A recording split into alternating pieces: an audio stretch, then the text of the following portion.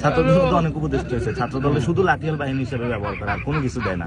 আপনি চিন্তা করেন, যুবদল অথবা তারপরে টাকা পয়সা বা বিভিন্ন জায়গায় গুলিস্তান মার্কেট থেকে টাকা টুকা উঠায়। এই যে আপনি খালি বলেন যে এইখানে ওইখানে টাকা, আপনি দুই চারটারে ধরান যে যুবদলের নয়নে তো উঠায় আসে, সময় টেলিভিশন দখল করতে গেছে না, এগুলো বুঝা যান কেন? আপনারা ই করেন ওদেরকে, আমি আপনাকে আমি চান্দাবাজ নামে একটা ডট মানে কত হাজার রিপোর্ট করছে জানেন? 11,000 রিপোর্ট করেছে, 11,000 রিপোর্ট করেছে, এবং প্রত্যেকটা রিপোর্টে বলতেছে ভাই এটা আপনিও জানেন যুবদলের কি কেমনে চলে। কারণ আমি প্রথমে ছাত্র দলে ক্যাম্পাসে গেলাম, তো বললাম যে ভাই আপনারা কিভাবে চলেন।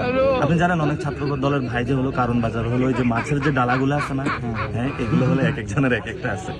এবং এই ফুল মার্কেট থেকে আপনার মনে হয় চাঁদাবাজি করে না কেউ?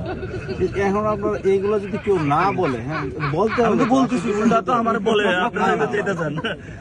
ছাত্র দলের মধ্যে অনেকে ভালো আছে, লাইক ইউ, আপনার মতন অনেক ভালো লোক আছে না। আপনি কখনো প্রেসিডেন্ট সেক্রেটারি হইতে পারবেন না, কেন জানেন? আপনার একটাই দোষ, আপনি ছাত্র দলের ভালো মানুষ।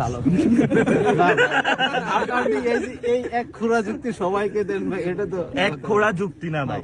আপনি বলেন বিএনপি পার্টিটা চলে কিভাবে? ধরেন এই যে মির্জা আব্বাস সাহেব এখান থেকে অনেকগুলো টাকা তোলে, তারপরে হলো এই যে রবিউলের মতন আরো অনেকগুলো আছে যারা টাকাটা তোলে, টাকা তুলে এই যে যুব দলের কমিটিগুলো দেয়, ছাত্র দলের কমিটিগুলো চালাকে। যে আপনারা, আমি ওই দিন যাই খোঁজ পাইছি জামায়াতের আমিরের বিরুদ্ধে যে এখানে ক্যাম্পাসে ঝাড়ু মিছিল করছিলেন না আপনারা, এই যে বিভিন্ন প্রোগ্রাম টোগ্রাম করেন না, এই টাকাটা দেখে আপনি বলেন।